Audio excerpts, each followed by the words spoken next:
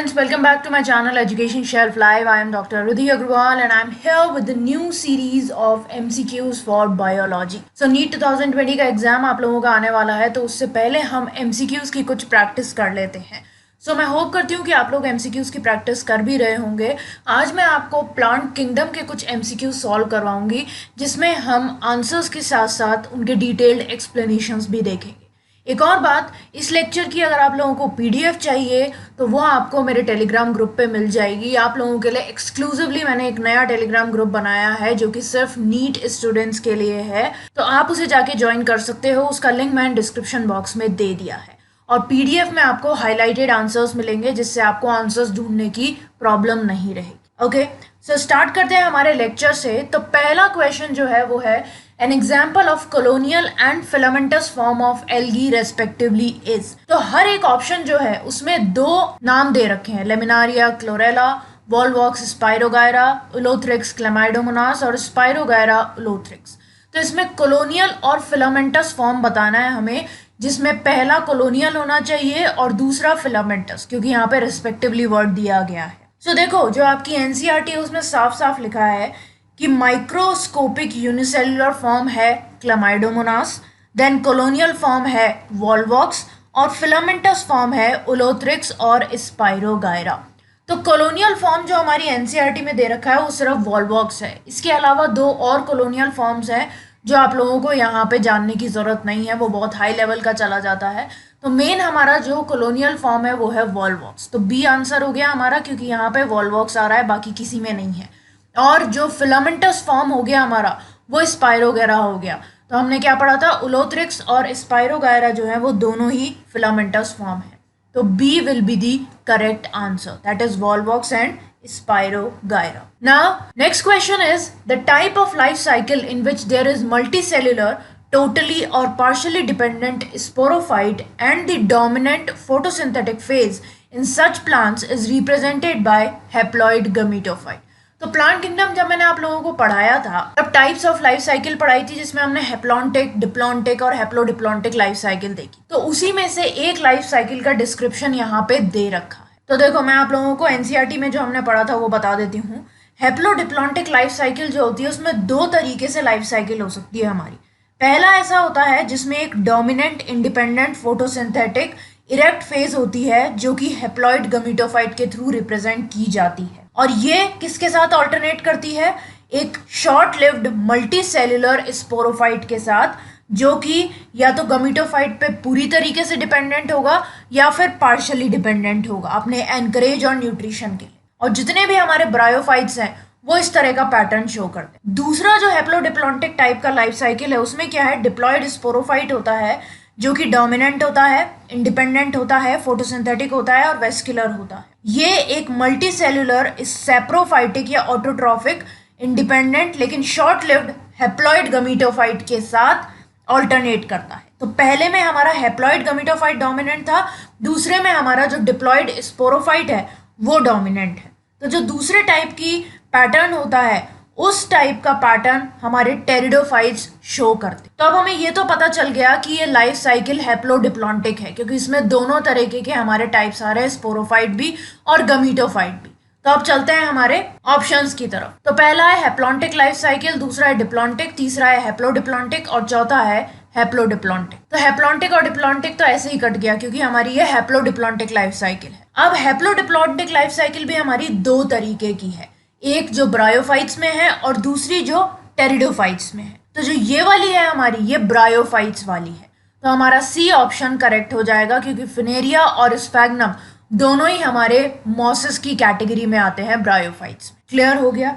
अच्छा, जो हमारा प्लांट किंगडम वाला चैप्टर है उस चैप्टर का लिंक मैं आप लोगों को यहाँ पे दे रही हूँ, तो अगर आप लोगों ने वो नहीं देखा है तो एक बार उसको देख लेना इस लेक्चर के बाद, जिससे और भी ज्यादा आप लोगों को क्लियर हो जाए। ओके, अब चलते हैं हमारे थर्ड क्वेश्चन पे। विच of the following features common between cycas and adiantum. अब साइकस जो है वो एक जिम्नोस्पर्म है और एडियांटम जो है वो एक फर्न है, यानी कि टेरिडोफाइट है। तो इन दोनों में क्या चीज कॉमन है वो बतानी है। तो देखो, पहला है हमारा प्रेजेंस ऑफ वेसल्स, दूसरा है सीड्स, तीसरा है मोटाइल स्पर्म्स और चौथा है कैम्बियम। तो अगर आप लोगों को जिम्नोस्पर्म्स और टेरिडोफाइट्स जो हैं उनके फीचर्स पता हैं तो आप ये क्वेश्चन आसानी से सॉल्व कर सकते हैं। जो ट्रू वेसल्स होते हैं हमारे वो दोनों में ही प्रेजेंट नहीं होते, ना जिम्नोस्पर्म में और ना टेरिडोफाइट्स में, तो ये तो हमारा खत्म ही हो गया क्योंकि ये फीचर है ही नहीं उनमें। देन सेकेंड है हमारा सीड्स। अब सीड्स और कैम्बियम जो है ये साइकस में तो प्रेजेंट है यानी कि जिम्नोस्पर्म्स में, लेकिन टेरिडोफाइट्स में एब्सेंट होते, तो ये दोनों भी नहीं हुए हमारे। तो लास्ट ऑप्शन हमारा क्या बचा, मोटाइल स्पर्म्स, और इन दोनों में ही मोटाइल स्पर्म्स होते। क्लियर हो गया। तो वेसल्स दोनों में ही प्रेजेंट नहीं होते, सीड और कैम्बियम सिर्फ जिम्नोस्पर्म्स में होता है, टेरिडोफाइट्स में नहीं होता, लेकिन इन दोनों का कॉमन फीचर ये है कि इन दोनों में ही मोटाइल स्पर्म्स होते हैं। अब आते हैं हमारे फोर्थ क्वेश्चन पे जो कि है डबल फर्टिलाइजेशन। तो डबल फर्टिलाइजेशन कौन एग्जिबिट करता है यानी कि कौन शो करता है, सबसे इजी क्वेश्चन है ये। It is exhibited by angiosperms. ना जिम्नोस्पर्म्स, ना एल्गी, ना फंजाई, कोई भी डबल फर्टिलाइजेशन नहीं दिखाता, सिर्फ एंजियोस्पर्म्स जो है वो डबल फर्टिलाइजेशन शो करते हैं। इसका कोई एक्सप्लेनेशन नहीं, ये एक फैक्ट है जो कि आप लोगों को याद रखना है। Okay, now fifth question is which of the following feature help pinus to tolerate और विथस्टैंड एक्सट्रीम कंडीशंस। तो जो पाइनस है जो कि एक जिम्नोस्पर्म है, उसको एक्सट्रीम कंडीशंस झेलने की क्षमता कहाँ से मिलती है। फर्स्ट है हमारा संकन स्टोमेटा, दूसरा है पिन्नेट लीव्स, तीसरा है निडल लाइक लीव्स और चौथा है बोथ ए एंड सी। तो ये बहुत ही इजी है, अगर आप लोगों को पाइनस के बारे में नहीं भी पता है तो इस क्वेश्चन को देख के आप इसको सॉल्व कर सकते हो कि अगर एक्सट्रीम कंडीशंस आ रही हैं तो ऑब्वियसली वाटर लॉस ज़्यादा होगा, गर्मी ज़्यादा पड़ रही है, इस तरह की कंडीशंस होंगी तो संकन स्टोमेटा भी हेल्प करेगा और निडल लाइक लीव्स भी हेल्प करेंगी जिससे कि वाटर लॉस कम हो। और ये भी है कि सपोज करो एक्सट्रीम कंडीशंस में भी हो सकता है कि ज़्यादा ग्रेजिंग हो रही है, जो जानवर है वो ज़्यादा प्लांट को खा रहे हैं, तो उससे हेल्प कौन करेगा, नीडल लाइक लीव्स। अगर कांटे जैसी लीव्स होंगी तो एनिमल भी पास नहीं आएगा। तो इसका करेक्ट आंसर हो जाएगा बोथ ए एंड सी।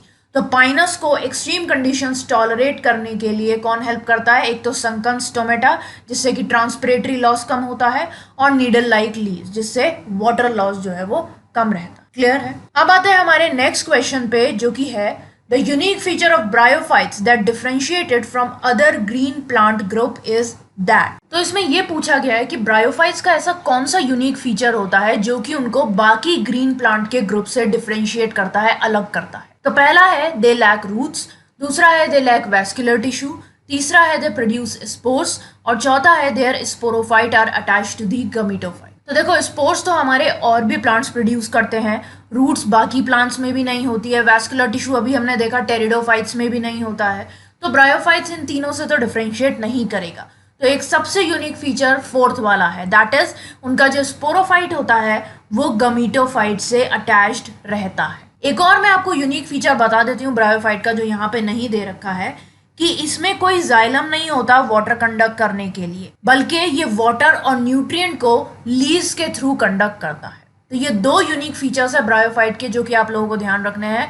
पहला स्पोरोफाइट जो है वो गमीटोफाइट से अटैच रहता है और दूसरा इसमें जाइलम प्रेजेंट नहीं होता, ये वाटर या जो न्यूट्रिएंट्स हैं उन्हें लीव्स के थ्रू ट्रांसपोर्ट करता है, कंडक्ट करता है। Clear. Then next question is in cycas the root shows symbiotic association with a bacterium, a fungus, a filamentous cyanobacteria, both A and B। तो NCERT में बहुत ही clearly mentioned है that is in Cycas small specialized roots called coralloid roots are associated with nitrogen fixing cyanobacteria। तो cycas जो है उसकी जो roots होती हैं छोटी छोटी होती हैं, स्पेशलाइज होती हैं, जिनको हम कोरोलाइड रूट्स बोलते हैं, और ये रूट्स नाइट्रोजन फिक्सिंग साइनोबैक्टीरिया के साथ सिम्बायोटिक एसोसिएशन शो करती हैं।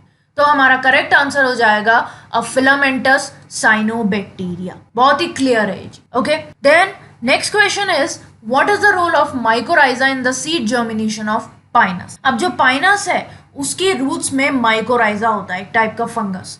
तो इसका क्या रोल होता है, पहला it helps in water and mineral absorption, it helps in bacterial association, it provides resistance to pinus from fungal infections, both A and C। तो जो माइकोराइजा है वो रूट्स में प्रेजेंट है ऑब्वियसली, तो इसका रोल क्या हो जाएगा कि जो सॉइल है उसमें से वाटर और मिनरल एब्जॉर्ब करके पाइनस प्लांट को देना, जिससे उसकी ग्रोथ में हेल्प होती। तो करेक्ट आंसर हो जाएगा it helps in water and mineral absorption. Okay. Then next question is, which of the following is used as a fuel and has a good capacity of water absorption? अब इनमें से कौन सा fuel की तरह काम में आता है और उसकी वाटर एब्जॉर्प्शन की कैपेसिटी भी अच्छी होती है? तो रीशिया, मर्केंशिया, स्फैग्नम और फिनेरिया। एक इंपॉर्टेंट बात बताती हूँ, रीशिया और मर्केंशिया दोनों ही लिवरवर्ट्स की कैटेगरी में आते हैं ब्रायोफाइट्स के, और स्फैग्नम और फिनेरिया दोनों ही हमारे मॉसेस हैं। तो जो हमारे मॉस होते हैं उनका वाटर एब्जॉर्प्शन कैपेसिटी अच्छा होता है, तो आंसर या तो सी होगा या डी होगा। अब इन दोनों में से भी जो हमारा सी है यानी कि स्फैग्नम, उसकी वाटर एब्जॉर्प्शन की कैपेसिटी बहुत अच्छी होती है और कई जगह ये फ्यूल की तरह भी काम में आता है, तो ये क्लियर रखना। Then next question is, asexual reproduction in most brown algae is by zoospores and these zoospores are। तो जो हमारे ब्राउन एल्गी यानी कि फियोफाइसिए जो हैं उनमें जो एसेक्सुअल रिप्रोडक्शन होता है वो जूस्पोर्स के थ्रू होता है। अब ये जूस्पोर्स जो होते हैं वो होते कैसे हैं दिखने में, वो बताना है। तो पहला है बाइफ्लैजिलेट पियर शेप्ड अनइक्वल फ्लैजिला, दूसरा है ट्राइफ्लैजिलेट पियर शेप्ड इक्वल फ्लैजिला, तीसरा है बाइफ्लैजिलेट स्पाइरल शेप्ड अनइक्वल फ्लैजिला, और चौथा है बाइफ्लैजिलेट ओवल शेप्ड इक्वल फ्लैजिला। तो इसका करेक्ट आंसर है फर्स्ट वाला, बाइफ्लैजिलेट पियर शेप्ड अनइक्वल फ्लैजिला। तो ये बात ध्यान रखनी है, बहुत इजी सी बात है और इसका कोई एक्सप्लेनेशन नहीं है, ये एक फैक्ट है जो आपको ध्यान रखना है कि जो ब्राउन एल्गी होते हैं उनका जूस्पोर बाइफ्लैजिलेट होता है यानी कि उसमें 2 फ्लैजिला होते हैं, पियर शेप्ड होता है यानी कि कुछ इस तरीके की शेप होती है, और जो इसके फ्लैजिला होते हैं वो अनइक्वल होते हैं, इक्वल नहीं होते। क्लियर है? Then next question is select the mismatch. अब हमें इसमें से मिसमैच सेलेक्ट करना है, मतलब कि जो कि एक दूसरे से मैच नहीं करते हैं। तो पहला है पाइनस जो कि मोनोएशियस है, दूसरा है साइकस जो कि अगेन मोनोएशियस है, तीसरा है मर्केंशिया जिसमें गैमा कप्स प्रेजेंट है, और चौथा है फिनेरिया जो कि स्पोर डिस्पर्सल मैकेनिज्म शो करता है।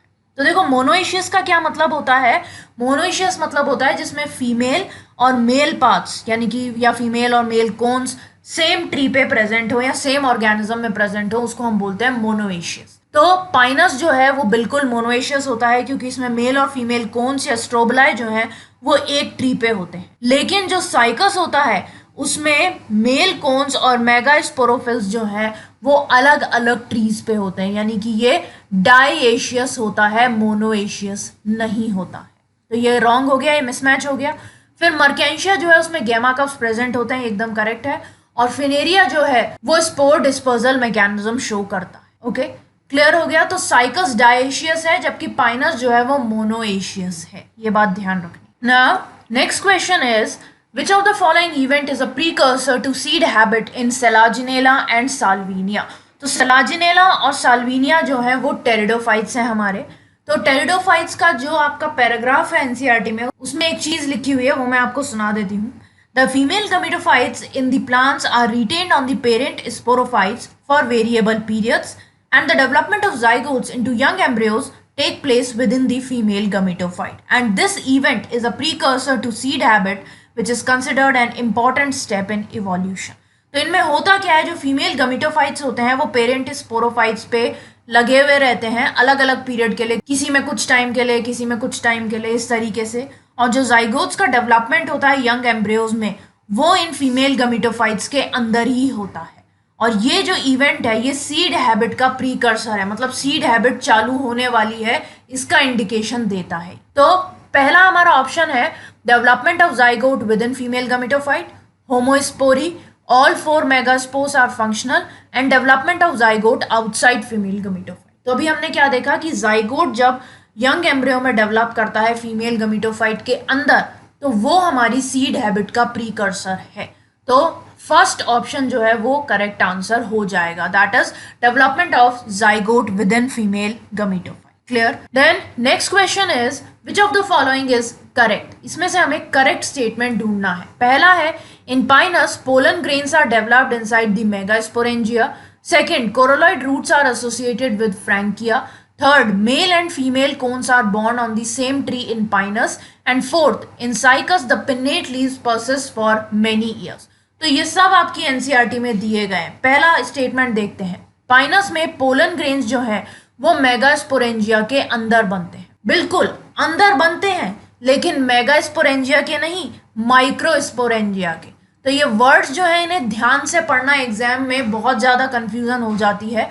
तो पोलन ग्रेन्स जो है वो माइक्रोस्पोरेंजिया के अंदर बनते हैं, जबकि जो हमारा फीमेल गमीटोफाइट है वो हमारे मेगास्पोरेंजिया के अंदर बनता अंदर ही है। तो ये हमारा रॉन्ग स्टेटमेंट हो गया। अगर यहाँ माइक्रोस्पोरेंजिया होता तो ये करेक्ट हो जाता। देन कोरोलॉइड रूट्स जो है they are associated with frankia. अभी अभी हमने पढ़ा था कि कोरोलॉइड रूट्स जो है वो साइकस से एसोसिएटेड है, तो ये भी रॉन्ग हो गया। Then male and female cones are borne on the same tree in pinus. तो अभी हमने देखा था कि पाइनस जो है वो मोनोएशियस होता है, यानी कि जो मेल और फीमेल कोन्स या स्ट्रोबेलाए हैं वो सेम ट्री पे होते हैं, तो ये करेक्ट हो गया।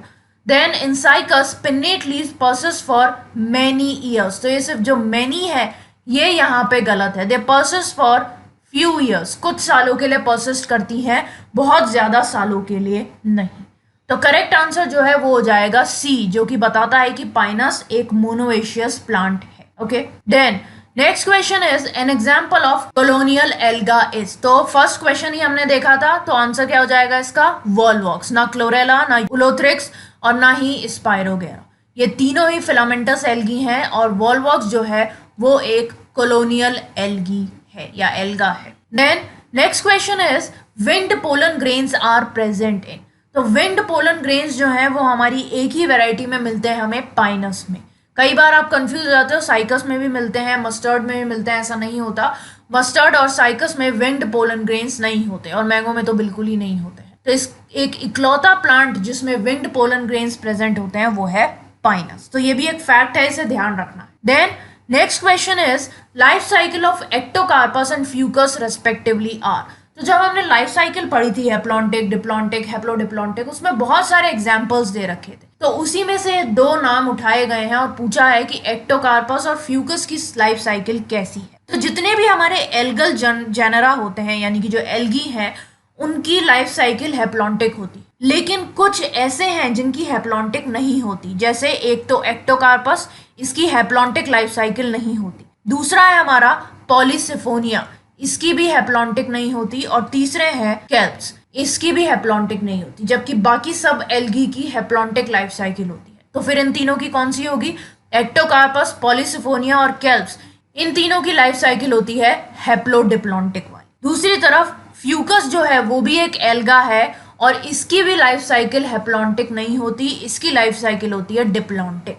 तो ये दोनों ही एक्सेप्शन है, इस वजह से ये क्वेश्चन जो है वो पूछा गया है।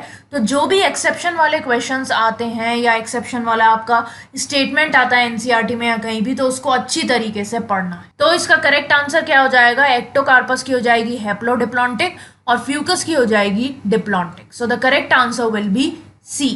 Okay, then next question is which of the following statement is correct. Again हमें इसमें करेक्ट स्टेटमेंट जो है वो चूज करना है। पहला, ovules are not enclosed by ovary walls in gymnosperms. Second, Selaginella is heterosporous while Salvinia is homosporous. Third, horsetails are gymnosperms. And fourth, stems are usually unbranched in both Cycas and Cedrus. तो पहला statement जो है वो एकदम correct है। Gymnosperms में ovules के around ovary wall नहीं होती। ये कैरेक्टरिस्टिक सिर्फ एंजियोस्पर्म्स का है कि ओव्यूल्स जो है उनको ओवरी वॉल एनक्लोज करके रखती है। तो ये स्टेटमेंट हमारा करेक्ट हो गया। अब बाकी जो हमारे स्टेटमेंट्स हैं वो इनकरेक्ट है। कैसे, वो देख लेते हैं। जो हमारे मेजॉरिटी ऑफ टेरिडोफाइट्स होते हैं वो एक तरीके के स्पोर्स बनाते हैं, सिमिलर काइंड के।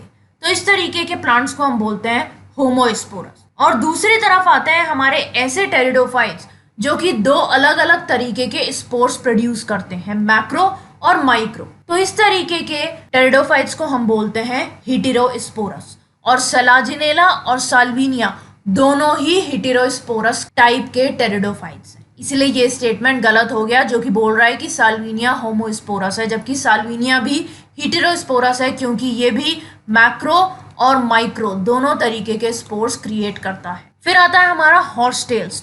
तो हॉर्सटेल्स जो है वो हमारे फर्न्स होते हैं, यानी कि टेरिडोफाइट्स की कैटेगरी में आते हैं, न कि जिम्नोस्पर्म्स की कैटेगरी में। तो ये भी गलत हो गया। फिर लास्ट जो हमारा है वो है stems are usually unbranched in both cycas and cedrus. अब होता क्या है, देखो साइकस जो है उसमें स्टेम जो है वो इरेक्ट होता है, स्टाउट होता है और अनब्रांच्ड होता है। तो इसके लिए तो ये स्टेटमेंट करेक्ट है। लेकिन जो पाइनस और सेड्रस होते हैं हमारे, उन दोनों में ही स्टेम जो है वो ब्रांच होता है। ओके, सो साइकस में अनब्रांच्ड होता है, जबकि सेड्रस और पाइनस इन दोनों में ही स्टेम जो है वो ब्रांच्ड होता है। इसीलिए ये स्टेटमेंट भी गलत हो। सो हमारा करेक्ट स्टेटमेंट हो गया ए, जो कहता है ओव्यूल्स ओवरी वॉल के थ्रू एनक्लोज नहीं होते जिम्नोस्पर्म्स में। अब आते हैं हमारे आज के लास्ट क्वेश्चन पे, जो कि है which one is the wrong statement. तो पहले वाले में हमने राइट स्टेटमेंट देखा था, अब हम रॉन्ग स्टेटमेंट देखेंगे। तो पहला है म्यूकर हैज बाइफ्लैजिलेट जूस्पोर्स। दूसरा, haploid endosperm is typical feature of endosperm. Then brown algae have chlorophyll a and c and फ्यूकोजेंथीन।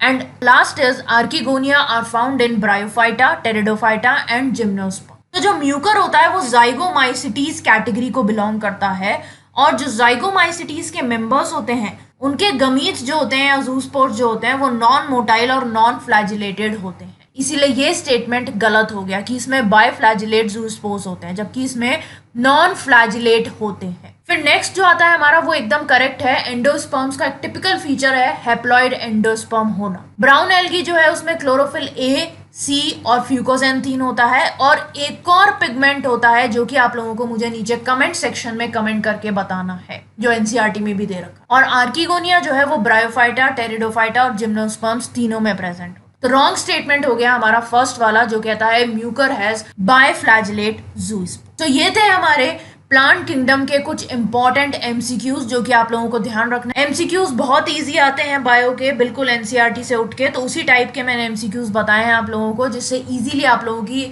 NCERT भी रिवाइज हो जाएगी और ये भी पता चल जाएगा कि आप लोगों को एनसीईआरटी कितनी रिटेन हो रही है। ओके, सो नेक्स्ट जो हमारा लेक्चर रहेगा उसमें हम मॉर्फोलॉजी ऑफ फ्लावरिंग प्लांट्स के एमसीक्यूज देखेंगे। पहले हम जो हमारे हार्ड चैप्टर्स हैं जो डिफिकल्ट हैं उनको कंप्लीट करेंगे, उसके बाद हम इजी वाले पे जाएंगे, क्योंकि इजी वाले तो आप वैसे भी सॉल्व कर लोगे, लेकिन जो टिपिकल वाले हैं उनका पूरा एक्सप्लेनेशन आपको पता होना चाहिए। ओके, सो गाइज मैंने आप लोगों को बता ही दिया है, इस लेक्चर की पीडीएफ आपको मेरे टेलीग्राम ग्रुप पे मिल जाएगी। एक नया टेलीग्राम ग्रुप बनाया है मैंने जो कि एक्सक्लूसिवली नीट एस्पायरेंट्स के लिए, तो आप उसे फटाफट से ज्वाइन कर लेना, उसका लिंक मैं डिस्क्रिप्शन बॉक्स में दे रही हूँ। इसके अलावा जो बायो और केमिस्ट्री एनसीईआरटी के लेक्चर्स में ले चुकी हूँ उसकी पीडीएफ भी आप लोगों को वहां पे मिल जाए, तो फटाफट से ग्रुप को ज्वाइन कर ले। ओके, सो मैं होप करती हूँ कि ये वाले सारे क्वेश्चन समझ में आ गए होंगे। कोई भी अगर आप लोगों का डाउट आता है या कोई भी कंफ्यूजन होती है इन क्वेश्चंस को लेके, तो आप कमेंट सेक्शन में या फिर मेरे टेलीग्राम ग्रुप पे मुझसे बेझिझक पूछ सकते हो। ओके, सो लाइक का बटन दबा देना, शेयर करना अपने फ्रेंड्स के साथ, और चैनल को सब्सक्राइब करना मत भूलना। सब्सक्राइब करने के बाद जो बेल आइकन है उसे प्रेस कर देना, जिससे जैसे ही इस तरह का वीडियो आएगा आप लोगों को सबसे पहले पता चल जाए। ओके, सो आज के लिए बस इतना ही। That's all for today guys, thanks for watching, bye bye.